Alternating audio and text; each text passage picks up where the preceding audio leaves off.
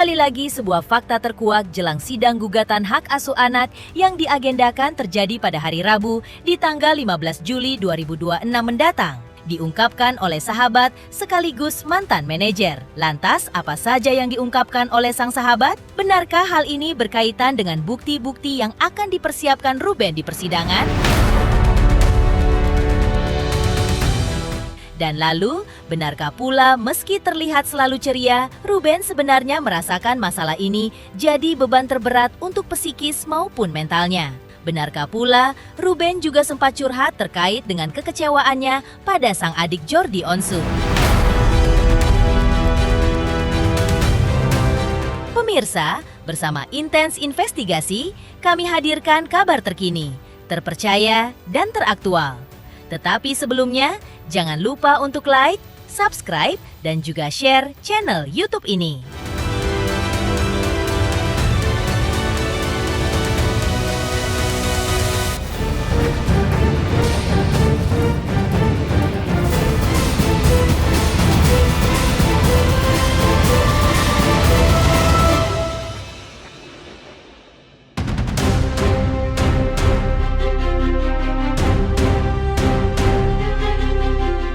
Masih terkait curhatan hati yang disampaikan Ruben kepada sang mantan manajer sekaligus sahabat dekatnya, Nanda Persada. Dalam hal ini, Nanda mengaku memang jelang sidang gugatan hak asuh anak yang rencananya digelar pada hari Rabu. Di tanggal 15 Juli 2026 mendatang, Ruben telah menyiapkan segalanya, termasuk sejumlah bukti untuk memperkuat langkah hukumnya. Ia bahkan mengaku sempat melihat bukti-bukti tersebut, yang diantaranya adalah terkait betapa sulitnya Ruben bertemu anak-anaknya, meski sudah ada keputusan kesepakatan sebelumnya.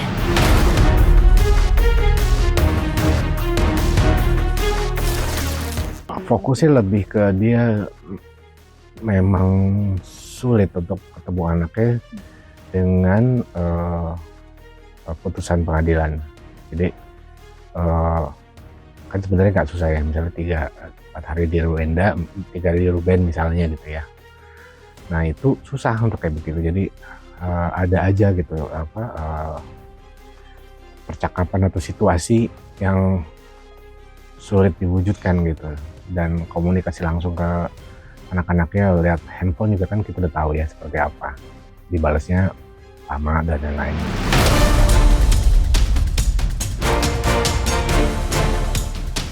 Sebagai sahabat Nanda, juga melihat kondisi Ruben yang kini tampak kelelahan, baik secara fisik maupun mental. Selama ini, Ruben ternyata menyimpan masalah itu sendirian dan jarang bercerita kepada orang terdekat karena merasa sanggup menanganinya sendiri. Namun lambat laun, situasi justru makin memburuk akibat komunikasi yang selama ini tersumbat.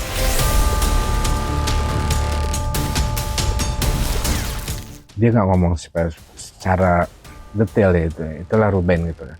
Sebenarnya masalah dia dengan Wenda ini yang sekarang rame ini kan sebenarnya akumulasi ya dari sekian lama komunikasi yang tersumbat lah, yang bermasalah. Nah teman-temannya, teman-teman dekat tuh nggak pernah tahu, dia nggak pernah cerita. Dia orangnya lumayan mendem ya gitu, maksudnya selama dia bilang gini, gue pikir gue kuat gitu, makanya dia banyak diprotes sama teman-teman dekatnya. Kenapa nggak cerita?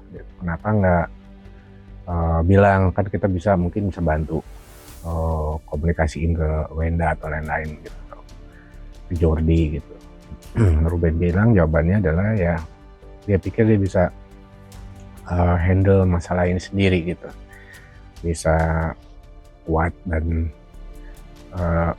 sabar, tapi ternyata situasinya makin buruk.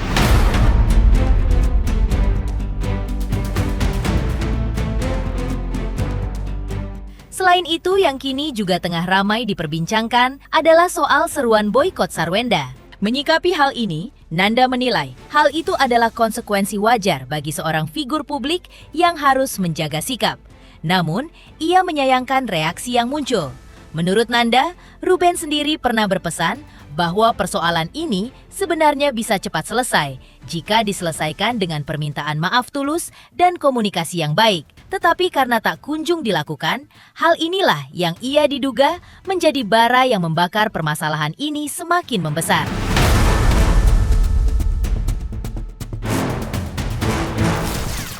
itu konsekuensi dari seorang public figure ya, namanya artis, selebriti, itu harus menjaga attitude-nya, sikapnya, perilakunya, karena netizen kita ini sangat sensitif dan peka.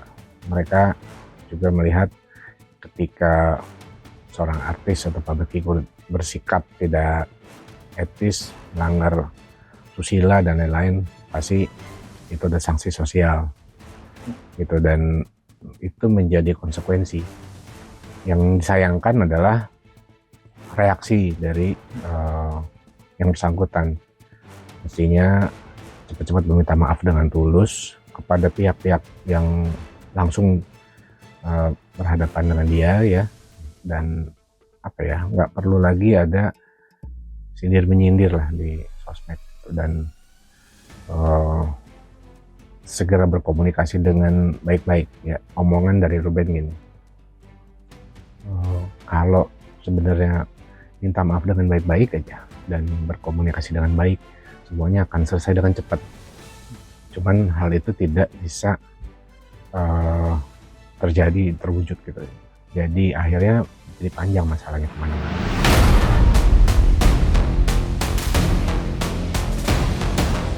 Nanda lagi-lagi juga membeberkan hal yang ia dapatkan dari Ruben Onsu, yaitu terkait kekecewaannya yang mendalam terhadap adik kandungnya sendiri, yaitu Jordi Onsu. Menurutnya, Ruben merasa sedih karena tak ada komunikasi maupun permintaan maaf, padahal ia adalah tulang punggung keluarga yang selama ini mengurus adik dan menepati pesan orang tua. Meski begitu, Ruben tetap berlapang dada dan menyerahkan semuanya kepada Tuhan, serta mengaku Sarwenda mungkin tidak seburuk yang terlihat, melainkan bisa jadi pengaruh lingkungan di sekitarnya. Di situ dia bilang, di situ dia sedihnya Ruben. Kenapa bisa ada statement dari adiknya sendiri ya? Dia bilang gini, setiap manusia termasuk dia, termasuk Ruben itu tidak ada yang sempurna. Pasti banyak punya masalah, punya aib, punya masa lalu gitu. Dan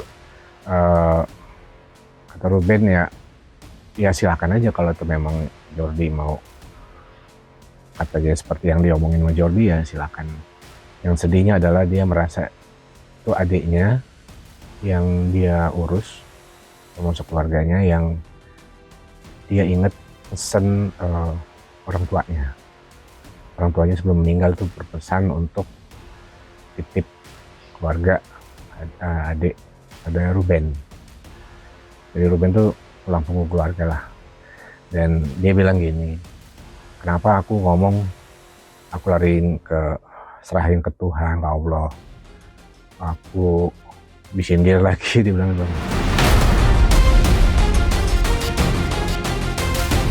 Heboh curhatan hati Ruben kepada sang sahabat sekaligus mantan manajer.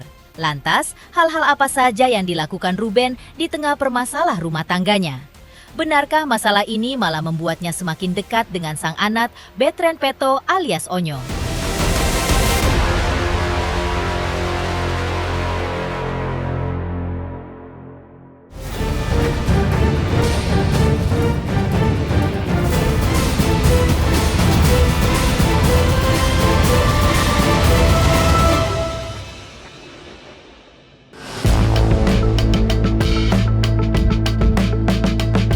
Di tengah beratnya urusan hukum dan konflik keluarga, memang agaknya banyak yang dibuat penasaran tentang bagaimana cara Ruben untuk sedikit keluar dari permasalahan ini. Ditemui awak media akhir pekan kemarin, Ruben rupanya tak pernah lupa memberikan perhatian penuh kepada anaknya Betren Peto alias Onyo.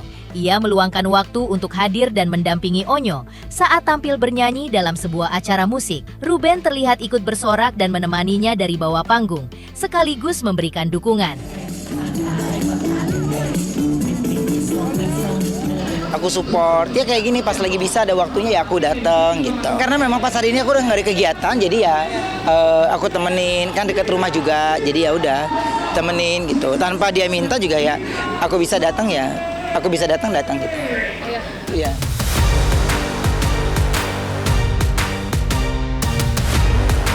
Selain itu, diduga karena rasa rindunya yang semakin berkecamuk, Ruben belum lama ini juga membagikan momen manis bersama kedua putrinya lewat unggahan media sosial. Dalam video itu terlihat momen kehangatan saat mereka makan bersama sambil tertawa lepas. Ruben juga menuliskan bahwa selalu ada tingkah lucu saat makan bersama, di mana anak-anaknya tak henti bercerita padanya dengan riang. Tapi hal itu ternyata bukanlah sesuatu hal yang baru. Ia kembali mengunggah kembali video di tahun 2025 silam. Ini serunya kalau kita lagi makan bareng, ada aja ulahnya Nia dan Cici yang selalu ngadu ke ayahnya. Belum selesai cerita, tapi udah ketawa lagi. Nah, Kebanyakan ketawa. Kebanyakan ketawa. Bukan, itu Cici kan ayah. Ayah Cici kan. Kita lihat CCTV ya. I can see Nia. Ayah tahu. Dia ketawa.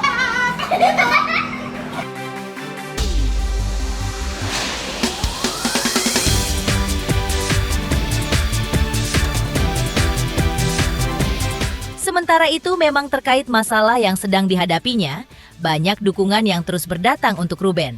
Salah satunya dari selebgram Lisa Mariana. Lantas, apa kata Lisa terkait dukungannya untuk Ruben?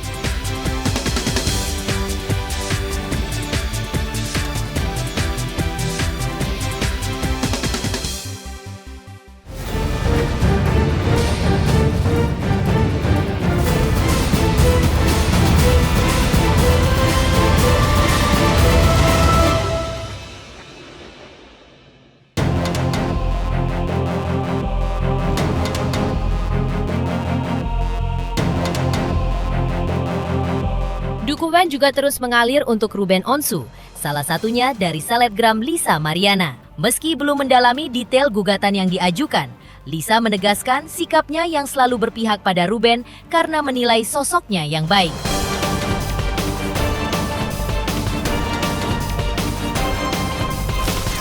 Pokoknya aku suka Ruben.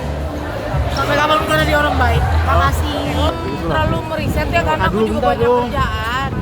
Gitu. Jadi apa namanya? Ya udah. Ya Allah kok didorong-dorong. Intinya aku akan terus mensupport ke Ruben. Jadi kita ketemu di stasiun TV pun sampai ke Ruben tuh yang kayak makasih banget ya Lisa. Sebenarnya aku tidak mau ikut campur begitu dalam gitu ya, nggak mau. Jadi ya apa ya, Beb. Jadi ya udah gitu loh, maksudnya aku cuma support ke Ruben apapun itu yang dia lakukan karena aku tahu dia orang baik gitu aja.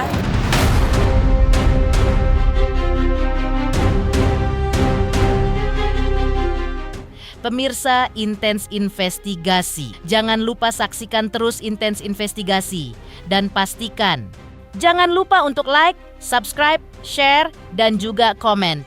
Tim redaksi Intens Investigasi juga mengucapkan banyak terima kasih kepada semua subscribers hingga channel Intens Investigasi kini menuju 4 juta subscribers.